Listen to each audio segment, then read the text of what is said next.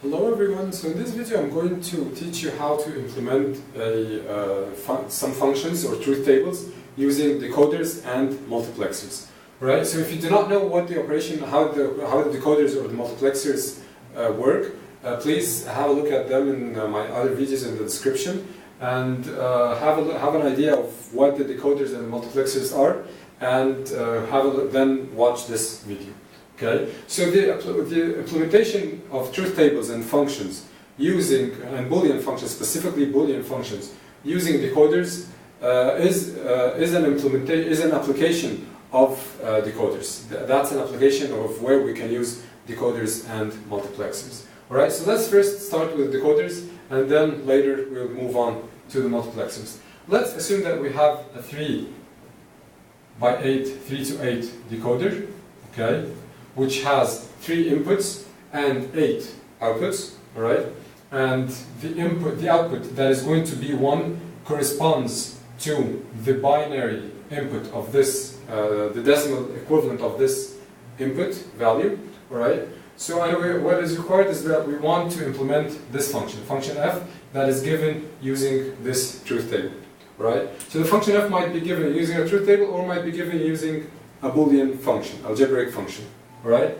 So if it was given using an algebraic function, you need to make sure that it is on a standard form, on a canonical form, which means that every variable, that's a function of a, b, and c.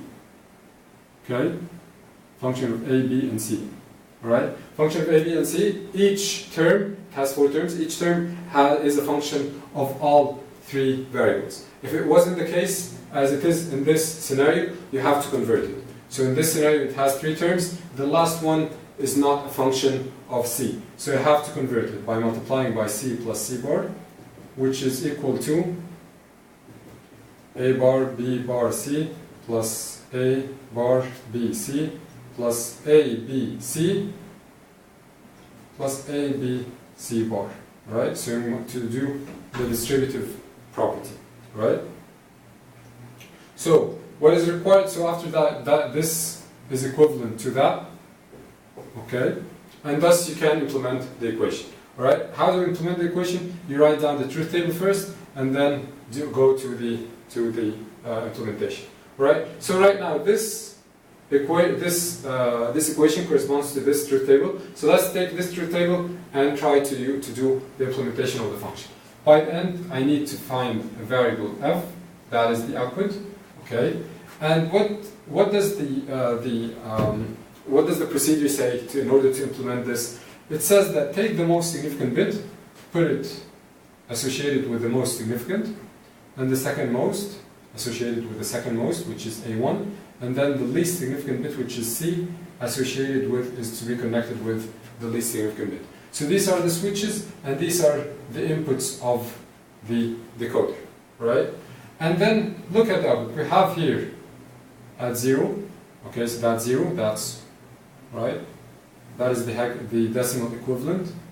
Okay, decimal equivalent 0, 1, 2, 3, 4, 5, 6, and 7.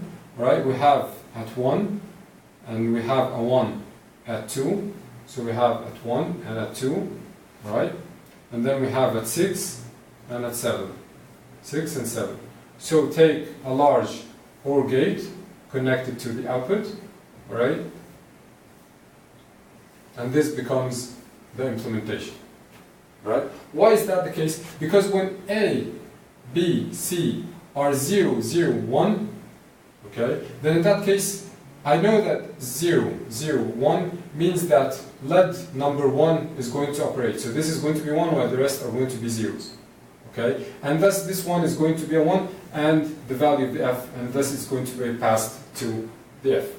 Or when the ABC is 0, 1, 0, 0, 1, 0, 0, 1, 0 means that this LED is going to be 1, while the remaining are zeros. Okay, and in that case the 1 is going to be passed as well. Right? However, if it's for instance 1, 0, 0, then this is 0. Then lead number 4 is going to be 1. Lead number 4 is going to be 1, while the remaining are zeros. So these 4 are going to be zeros, which means that f is going to be equal to 0. right? And that's why the implementation happens by taking the values corresponding to the ones, and they are the values that are going to be connected to an OR gate. What if you have another function g, for instance, g 0, 1, 1, 0, 1, 1, 1, 1, right?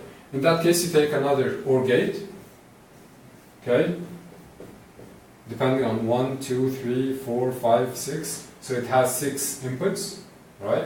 And connect it to the inputs, right? Connect it to 1, 2, 4, 5, 6, and 7. 1, 2, 4, 5, 6, and 7.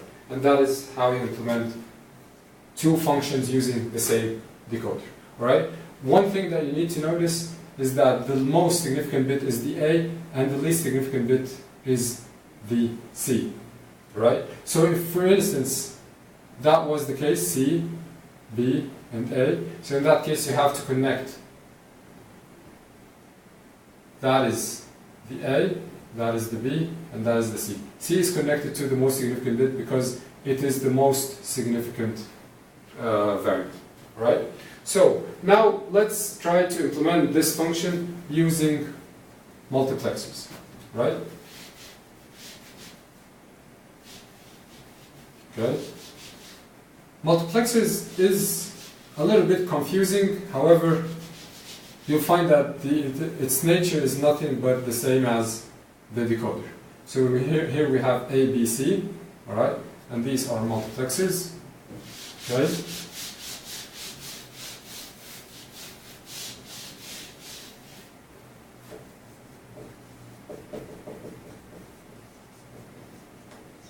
Okay, and we want to implement it using, this is function f.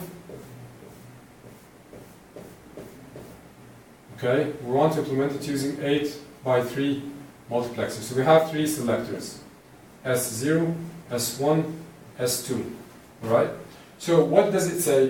The procedure says that these are the inputs, right? So these I0, I1 till I7, so I1, I2, 3, 4, 5, 6, and 7, right?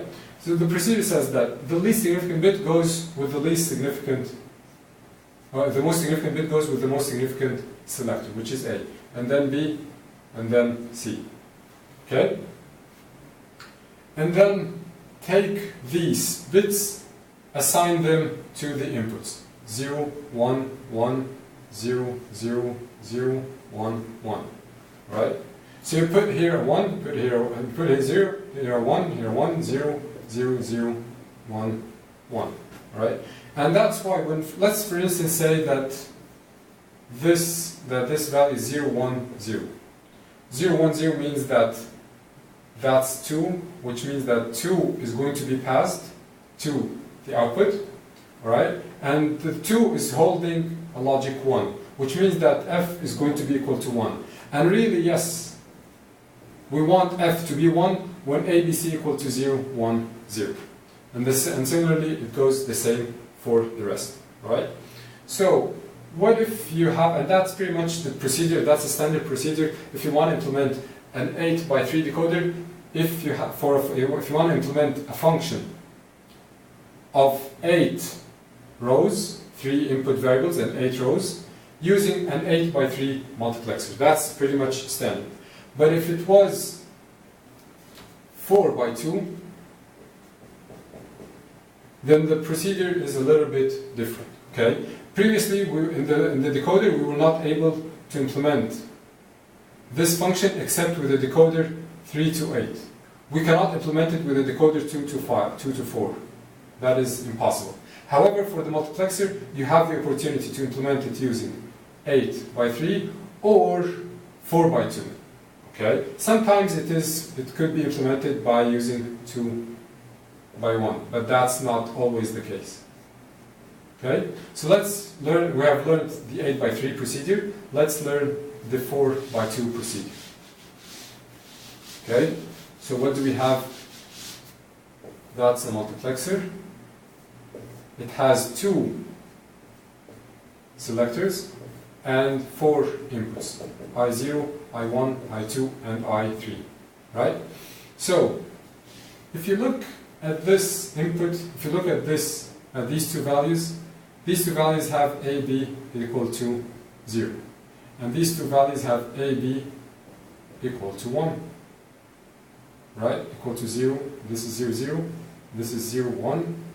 And these two values have a, b equal to 1, 0. And these a, b equal to 1, 1. Right? So when it is 0, 0, you want, actually when this is 0, 0, okay, so what the procedure says that you're going to take the most significant bits and connect them as usual. This is A and this is B. Okay? Take the most significant bits and leave this alone. Do not take it, do not connect it to any of the selectors, which is the least significant bit. Right? When AB is 0, 0, then this is 0 and this is 0. So you know that the output is going to be connected to I, 0. So what should I put here? Shall I put a 0 or shall I put a 1? It turns out that I need to put C. Why? Connect C. Why connect C? Because when C is 0, then the output is going to be 0. And thus the 0 is going to be passed to the F. Right? And when C is equal to 1, then the output is going to be 1. Right? So when the input is 0, 0, 0, then 0, 0. AB is 0, 0 is going to be connected to the selectors, and thus the input is going to be passed, and this input is going to be equal to C, which is 0. Right? Similarly, what about this value? AB equals 0, 1. In that case, I need to put C bar. Why? Because I have here 1 and 0, which is opposite to the C. So that's why I put here 0 bar. What about for the case when AB is equal to 1, 0? Whether the C is 0 or whether it is 1, the output is 0. So I'm going to put here a 0. Whether the C is 0 or 1 is 1. So I'm going to put an output of 1. Right? So pretty much you divide the table into multiple rows, okay, combination of two rows, pairs of rows, and you'll be able to write down these numbers easily. So that is doable when it is 4 by 2 for any decoder, for any truth table or any function. It is doable by less degree. Okay, so instead of 3, if you have 3 inputs, you can implement it by a multiplexer 4 by 2. If you have 4 inputs, then you can implement it by a multiplexer 8 by 3. Perhaps you might, it depends, perhaps you might be able to implement it by multiplexer 4 by 2, but it might not be always the case. Alright? So if you want to take a look why it could not be the case, so let's take this example and try to implement it by a multiplexer 2 by 1.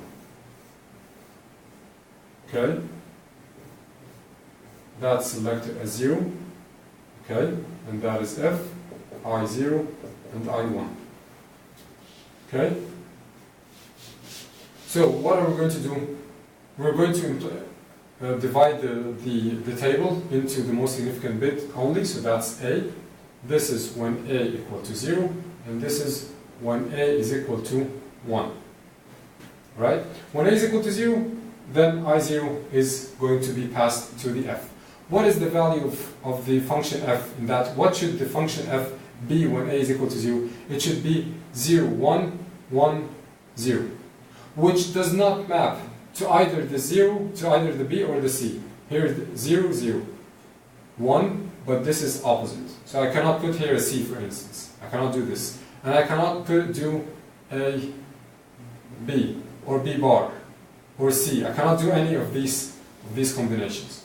Right? And that's why I cannot implement it. However, let's say for instance, if it was this 0, 0, 1, 1, in that case, you could put a B. Right? Because regardless of the value of the C, in that case, the B is going to be passed. Right? But however, you need to look at the second half of the truth table and make sure that it really works as well. So the second half is 0, 0, 1, 1. 0, 0, 1, 1. It maps for the B as well, so that's possible. If it was 0, 1, 0, 1, then you put here a C. Okay? So that is possible as well. However, if it was 1, 0, 1, 1, 0, 1, then it doesn't map neither to the B nor to the C. Of course, you could use some OR gate or some AND gate or whatever, a combination of OR gates and AND gates, and put here the B's and the C's, and try to figure out how this could work. But if you do this, then you are going to be using more combinations, more digital logic gates, which is not the case. Most likely what is asked in the question is implemented using a single multiplexer. Okay? So you can implement it using 4 by 2, you can implement it using 8 by 3, but you cannot implement it using 2 by 1 except in some exceptional cases only. Alright? This is one of the applications of decoders and multiplexers. If you have any questions, please let me know.